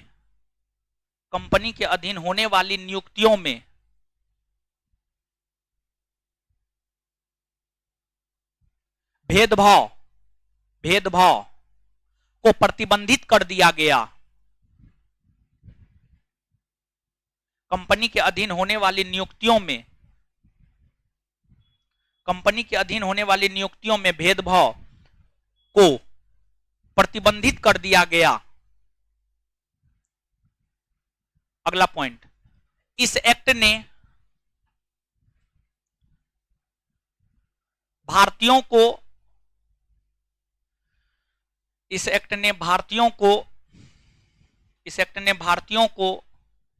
यह अधिकार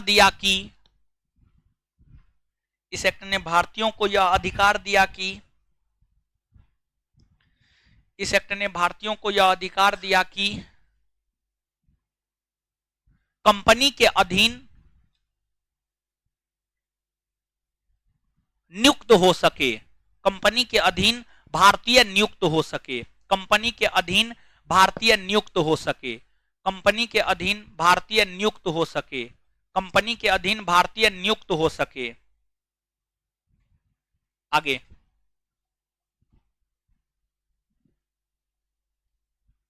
आगे, इस एक्ट के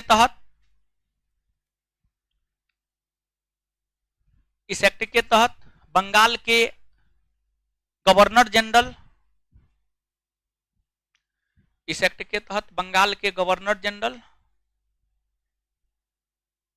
को भारत का गवर्नर जनरल, बंगाल के गवर्नर जनरल को भारत का गवर्नर जनरल, इस एक्ट के तहत बंगाल के गवर्नर जनरल को भारत का गवर्नर जनरल बनाया गया। नेक्स्ट पॉइंट, अगला पॉइंट, इस एक्ट के तहत भारत के प्रथम गवर्नर जनरल, इस एक्ट के तहत भारत के प्रथम गवर्नर जनरल, इस एक्ट के तहत भारत के प्रथम governor general Lord William Bentinck बने। इस एक्ट के तहत भारत के प्रथम governor general Lord William Bentinck बने।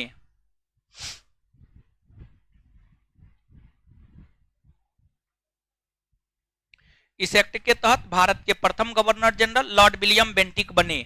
आगे, इस एक्ट में दास प्रथा के अंत करने की घोषणा की गई। इस एक्ट में दास प्रथा के अंत करने की घोषणा की गई। इस एक्ट में दास प्रथा के अंत करने की घोषणा की गई। इस एक्ट में दास प्रथा के अंत करने की घोषणा की गई। इस एक्ट में दास प्रथा के अंत करने की घोषणा की गई। Full stop. बात क्लियर है? 1 मिनट में पढ़ जाइए बच्चा की तरह, पढ़िए 1 मिनट में। दास प्रथा क्या होता है नहीं बताएंगे हम। अरे मानव का जो खरीद बिक्री होता है उसी को दास प्रथा कहते हैं। मानव का खरीद बिक्री, मानव का खरीद फरोख्त दास प्रथा। जैसे कि आज के डेट में भी दास प्रथा है लेकिन बहुत कम मात्रा में है। स्पेशली बेश्यावृत्ति प्रथा, बेश्यावृत्ति करने के लिए लड़की का व्यापार होता है, लड़की का व्यापार होता है। तो मानव की खरीद बिक्री दास प्रथा। पढ़िए 1 मिनट में।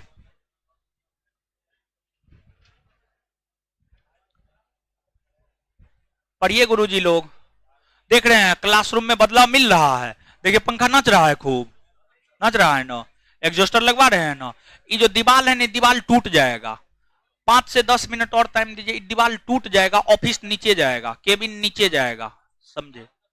5 से 10 मिनट नहीं, सॉरी, यानी अप्रोक्स में 10-15 दिन में ये दीवार टूट जाएगा।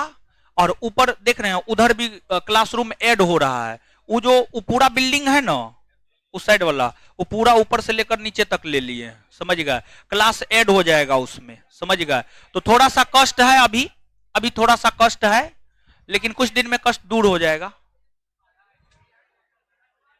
हाँ, तो उसमें आधा है और भी है, बहुत चीज है, ठीक है। तो सीढ़ी भी 2 होगा, सीढ़ी भी 2 होगा। इसको लेकर के भी बात कर रहे हैं रूम ओनर से, ठीक है। एगो सोच रहे हैं इधर से सीढ़ी बनवा, इधर से, समझ गए? इधर से सीढ़ी बनवाएंगे, देख रहे हैं, बात कर रहे हैं। मान जाएगा तो इधर से बनवाएंगे सीढ़ी, समझ गए? तो उधर से तो है ये है, इधर से भी बनवाएंगे। तो धीरे धीरे सब चीज हो जाएगा। सबसे पहले तो अभी एग्जॉस्टर लगाना जरूरी है। एगो वहां पे एग्जॉस्टर लगाना अब जरूरी है, ठीक है? हाँ, वहां पे लगाना जरूरी है। एग्जॉस्टर लग जाएगा ना तो फिर थोड़ा कम गर्मी लगेगा, ठीक है। लड़की लोग का तो उपाय करिए दिए। सुनिए, पढ़िए ना, हो गया, पढ़ लिए। नोट दे करके एगो पॉइंट लिखिएगा, तो नोट दे करके एकदम कॉपी किताब समझ लिए। नोट दे करके एक पॉइंट लिखिएगा, बहुत महत्वपूर्ण है। लिखिएगा 1813 के चार्टर एक्ट के तहत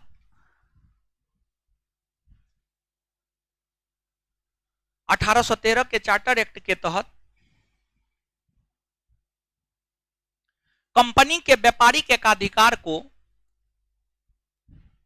1813 के चार्टर एक्ट के तहत कंपनी के व्यापारिक एकाधिकार को आंशिक रूप से समाप्त किया गया। 1813 के चार्टर एक्ट के तहत कंपनी के व्यापारिक एकाधिकार को आंशिक रूप से समाप्त किया गया, आंशिक रूप से समाप्त किया गया, आंशिक रूप से समाप्त किया गया। तो वहीं तो वहीं 1833 के तहत पूर्णतः समाप्त कर दिया गया। तो वहीं 1833 के तहत पूर्णतः समाप्त कर दिया गया। तो वहीं 1833 के तहत पूर्णतः समाप्त कर दिया गया। पूर्णतः समाप्त कर दिया गया। चलिए अब 1 मिनट मेरे साथ याद कर लीजिए तो फिर आप चल जाइएगा, फिर एकदम आजाद हैं आप, समझिएगा। कंपनी के व्यापारिक एकाधिकार को आंशिक रूप से समाप्त किया गया 1800, पूर्णतः समाप्त किया गया 1800। प्रत्येक वर्ष भारतीय शिक्षा पर 1 लाख रुपया खर्च होगा। कितना? अच्छा, ये व्यवस्था कौन में? 1800। अच्छा, अच्छा, भारत के व्यापार का मार्ग ब्रिटेन के सभी कंपनी और नागरिकों के लिए खोल दिया गया। किस एक्ट के तहत? 1813। 1813। और ईसाई मिशनरी को भारत में ईसाई धर्म प्रचार की खुली छूट 1813। और अच्छा एक बात, योग्यता के आधार पर कंपनी के अधीन नियुक्ति होगी 1833। दास प्रथा को समाप्त करने की घोषणा 1800। बंगाल के गवर्नर जनरल को भारत का गवर्नर जनरल 1800। भारत के प्रथम गवर्नर जनरल। और किस एक्ट के तहत कंपनी को पूर्णतः प्रशासनिक कंपनी बना दिया गया? 1800। बात क्लियर है? इससे आगे अगले क्लास में। धन्यवाद आप सभी का। Good night, good night, good night.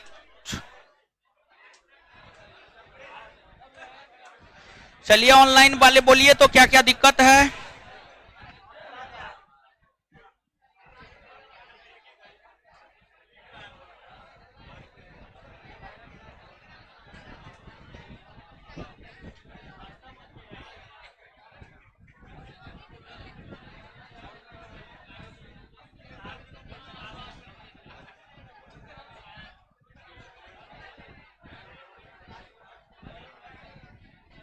Richa Arya,